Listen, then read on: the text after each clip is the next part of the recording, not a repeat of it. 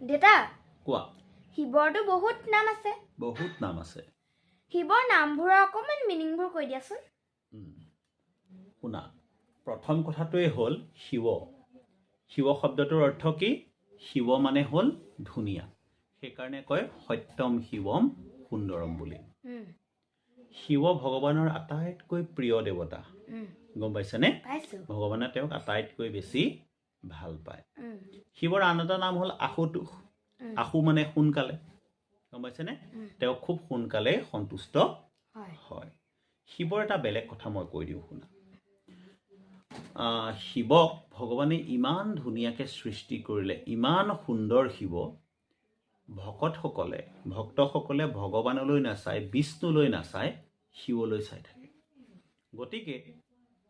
এদিন ভগৱান বিষ্ণুৱে শিৱক ক'লে বোলে শিৱ তোমাক মই ইমান সুন্দৰকৈ সৃষ্টি কৰিলোঁ নে যে সকলোচোন তোমালৈকেই চাই থাকে কি কৰিম কোৱাচোন এনেকৈ হ'লে শিৱ ইমান উদাৰ চিতিয়া ইমান সৎ হৃদয়ৰ গম পাইছানে তেওঁ কি কৰিলে মুখত নিজৰ চিতাভস্ম সানি লৈ নিজে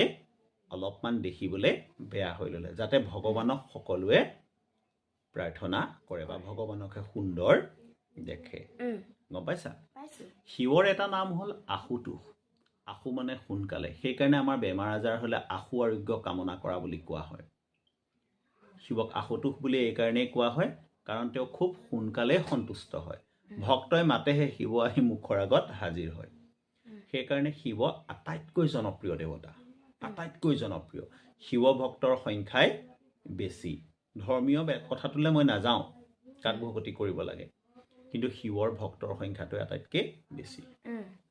আনহাতে শিৱ হ'ল অনাৰ্যসকলৰ দেৱতা আৰ্য অনাৰ্য দুটা ভাগ আছে নহয়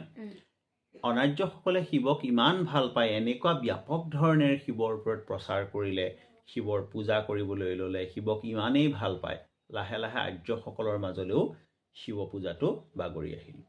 তেতিয়াৰ পৰাহে শিৱ পূজাটো ইমান ব্যাপক হৈছে তুমি সুধিছিলা শিৱৰ বিভিন্ন নামৰ অৰ্থ হয় নহয় মই নামকেইটা চাই লৈ তোমাক অৰ্থ দুটামান কৈ দিছোঁ দেই আশুতোষটো তোমাক ক'লো নহয়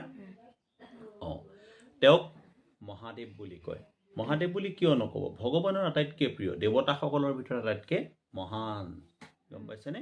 মহাদেৱতা গম পালা আৰু এটা হ'ল নীলকণ্ঠ যেতিয়া সমুদ্ৰ মন্থন কৰা হৈছিলে গম পাইছেনে তাৰ পৰা হলাহল বিষ ওলাইছিলে বিষখিনি কি কৰিব তেতিয়া শিৱই কি কৰিলে দিয়া মই বিষখিনি গলাধকৰণ কৰোঁ বুলি তেওঁ বিষখিনি পি থৈ দিলে তেতিয়া শিৱৰ ডিঙিটো নীলা হৈ গ'ল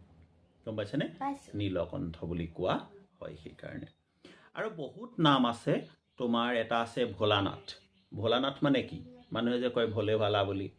সহজ সৰল ভোলানাথ মানে হ'ল চিম্পুল গম পাইছানে সহজ সৰল তোমাৰ উপযোগীকে মই এইকেইটা কথাকেই কৈছোঁ গম পাইছানে